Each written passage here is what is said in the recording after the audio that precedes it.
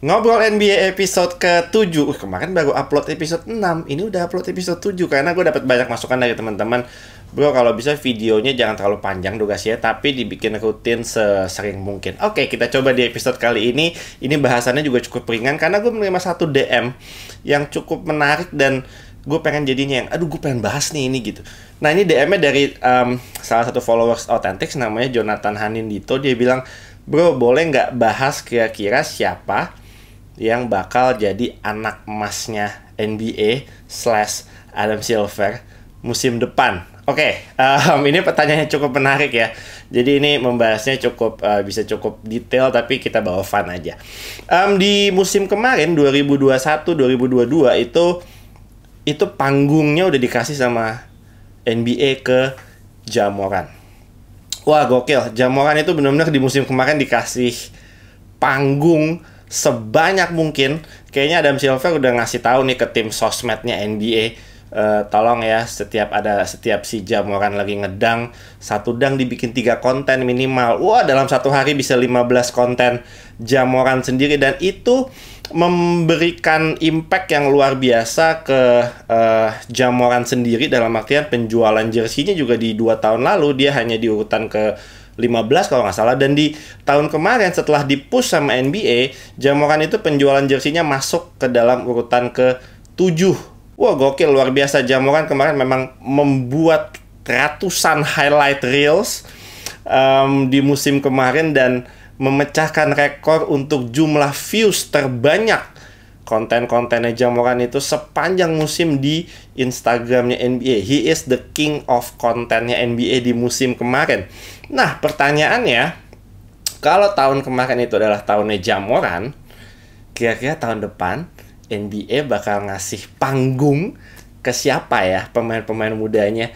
Yang gini, kalau ngomongin anak emas ya, kenapa NBA selalu identik dengan anak emas atau pemain yang lebih diprioritaskan untuk mendapatkan exposure yang lebih?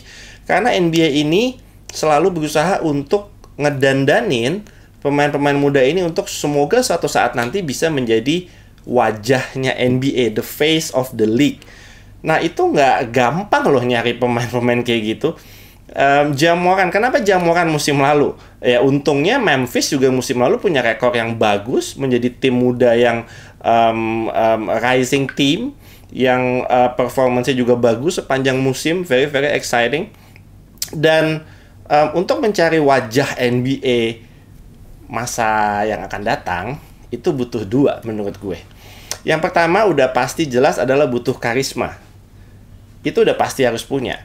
Dan yang kedua, itu dia harus explosive, fun to watch, very very entertaining.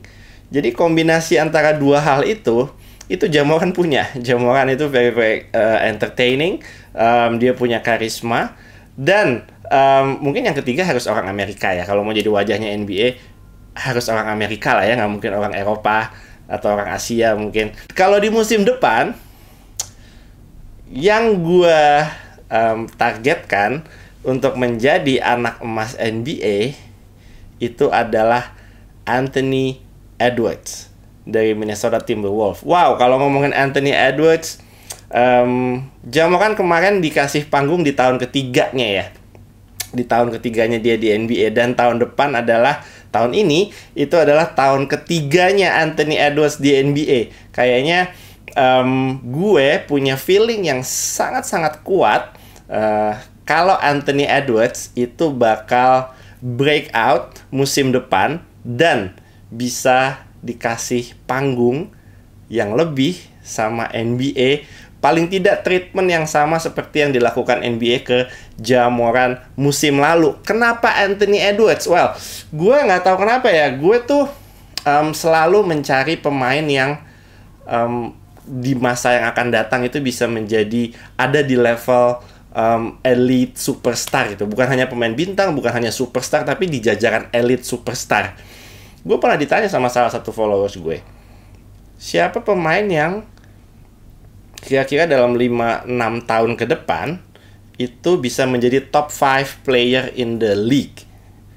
Gue jawab Anthony Edwards dengan yakin, gue jawab Anthony Edwards akan jadi top 5 player paling tidak untuk 5-6 tahun ke depan. Dia baru aja Agustus kemarin 21 tahun, jadi masih lama banget karirnya. Mudah-mudahan nggak ada cedera yang aneh-aneh. But I believe Anthony Edwards itu satu saat bisa menjadi top 5 player di NBA. Dan musim ketiganya nanti gue yakin dia akan punya average yang lebih bagus dibanding musim pertama dan musim keduanya. Nggak tahu kenapa gue percaya banget sama dia.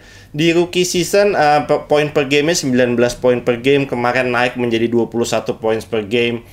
Field goal-nya nggak jelek, naik dari 42% ke 44%. 3 point-nya juga naik dari 33% ke 36%. Jadi semua statistiknya dia dari tahun pertama ke tahun kedua itu selalu improve. Tapi memang masih banyak hal yang harus dia improve ya untuk bisa menarik atensi dari fans-fans NBA terutama. Contohnya yang pertama, assist-nya. Assist-nya hanya di kisaran 3-4 assist per game. Gue expect di musim depan Anthony Edwards assist-nya harus naik dan playmaking skill-nya juga harus naik. Dia juga harus bisa membuat decision making yang lebih baik. Dia harus tahu kapan harus attack, kapan harus step back, kapan harus playmaking, dan ball movement-nya harus bisa lebih baik lagi di musim ketiganya nanti. PR keduanya adalah free throw. Free throw-nya harus jauh lebih naik dalam hal attempt ya, dalam hal percobaan free throw-nya itu harus jauh lebih naik daripada musim-musim kemarin. Anthony Edwards itu dengan quickness, dengan speed, dengan athleticism yang dia punya, dia harus bisa memanfaatkan itu dan mentranslate itu menjadi free throw attempt yang lebih banyak musim nanti. Karena dia per gamenya hanya 3 atau 4 free throw attempt ya. Kalau belajar dari kasusnya Ja Morant itu selalu meningkatkan total jumlah free throw attempt-nya tiap tahunnya. Dari 4, kemarin itu 2 tahun lalu 5 kalau nggak salah. Kemarin bahkan udah hampir 7 free throw attempt per game. Nah itu gue expect hal yang sama dilakukan sama Anthony Edwards di musim depan. Jadi gue punya harapan yang sangat-sangat tinggi buat Anthony Edwards start dari musim depan. Oke, gue anggap ini nanti tahun ketiganya dia. Kemarin tahun keduanya itu anggaplah dia mau membuat sebuah statement ke semua orang, bilang bahwa oke, I'm here. Wah, itu statement itu udah berhasil dia lakukan di tahun keduanya dia kemarin. Gue nengok sama Minnesota, gue nontonin, gue suka banget sama Minnesota kemarin. Dan di tahun ketiganya nanti dia harus naikin lagi levelnya, dalam artian target terdekatnya. Walaupun susah. Target terdekatnya menurut gue adalah jadi All-Star dulu. Walaupun seperti yang kita ketahui, backcourt di wilayah barat tuh penuh ya kalau buat All-Star ya. Ya kita ngomongin pemain-pemain kayak Steph, ada Luka, ada pemain-pemain kayak Chris Paul, Damian Lillard, ada Devin Booker. Satu hal mungkin yang bisa memberikan dia ruang ya adalah Donovan Mitchell sudah pindah ke East. Jadi biasanya yang spotnya Donovan Mitchell di All-Star tuh mungkin bisa digantikan sama Anthony Edwards. Itu jadi persaingan di wilayah barat memang untuk backcourt-nya sangat-sangat padat banget. Dan gue nggak tahu apakah dia bisa jadi All-Star atau enggak. Tapi mungkin harapannya adalah dia bisa dipilih sama pelatih untuk mengisi posisi sebagai All-Star Reserve musim depan. Tapi banyak hal yang harus dia buktikan. Bahkan dia juga harus bersaing sama teammate-nya sendiri. Dia harus bersaing sama Cat, dia harus bersaing sama Rudy Gobert juga. Jadi menurut gue ya mudah-mudahan lah. Kita tergantung dari nanti gimana Minnesota bisa perform. Paling nggak sampai All-Star break itu mereka bisa paling nggak stay di urutan ke-5 atau ke-6 lah. Jangan terlalu jauh ke bawah. Gue expect Minnesota untuk menjadi lebih baik bahkan dari musim lalu, terlebih karena ada Rudy Gobert juga di situ. Rudy Gobert akan banyak sekali membantu Anthony Edwards. Dalam artian Rudy Gobert itu kita tahu dia bisa salah satu yang bisa ngeset screen terbaik di NBA. Jadi mudah-mudahan offense-nya Anthony Edwards juga jauh lebih baik dan lebih dynamic dengan adanya Rudy Gobert di situ. Dan Rudy Gobert juga akan sangat terbantu dengan Anthony Edwards karena Anthony Edwards targetnya musim depan dia harus lebih bagus defense-nya. Dia bisa fokus ke perimeter defense, Rudy Gobert bagian ngurusin di dalam. Jadi sama-sama saling melengkapi. Musim depan gue expect buat Minnesota untuk bisa, paling tidak musim lalu mereka berapa menangnya? 46 kalau nggak salah ya. 46, gue nggak tahu musim ini akan seperti apa, tapi hopefully bisa lebih baik, bisa mencapai 50 atau lebih kemenangan di regular season, dan itu tentunya akan berpengaruh besar bagaimana nanti Adam Silver dan juga NBA akan memberikan panggung yang lebih ke Anthony Edwards. Itu juga harus melihat performa dari timnya, dari Minnesota Timberwolves juga. Jadi hopefully Minnesota bisa seperti Memphis musim lalu ya. Oke, mungkin segitu aja. Banyak sekali PR-nya buat Anthony Edwards, tapi dia bekerja sangat-sangat keras di off-season ini. Targetnya dari Minnesota juga banyak sekali buat dia untuk bisa berkembang di tahun ketiganya nanti.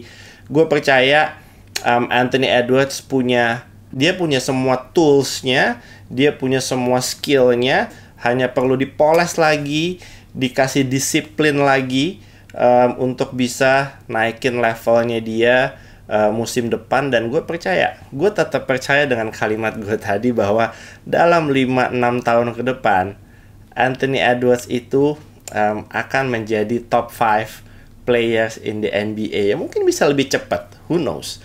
Mana mukanya mirip Michael Jordan lagi. Jadi gue kalau ngeliat Anthony Edwards mukanya mirip Jordan waktu muda dulu, mungkin itu pertanda, gue nggak tahu.